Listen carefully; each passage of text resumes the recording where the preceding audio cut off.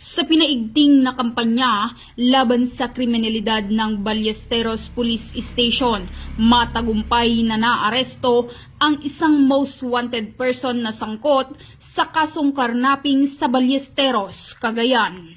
Kinilala ang suspect na si alias Donnie, 32 taong gulang, walang asawa, isang laborer at residente ng Ballesteros, Cagayan. Pinangunahan ng Ballesteros Police Station sa pamumuno ni Police Captain Jim Palatao, Hepe katuwang ang 203rd Regional Mobile Force Battalion, 2nd Provincial Mobile Force Company, Provincial Intelligence Team, Cagayan North Regional Intelligence Unit 2, Provincial Intelligence Unit, Drug Enforcement Unit at Cagayan Provincial Highway Patrol Group.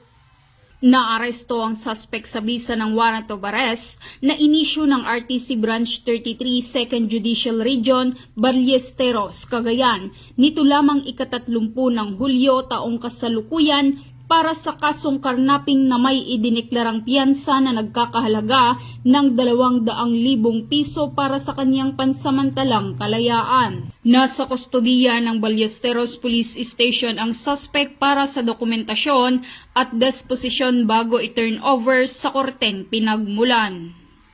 Samantala, ang pagkaaresto ng suspect ay patunay ng tagumpay ng PNP Cagayan sa kanilang kampanya kontra kriminalidad at pagpapanatili ng kapayapaan dahil dito sa bagong Pilipinas ang gusto ng pulis, ligtas ka.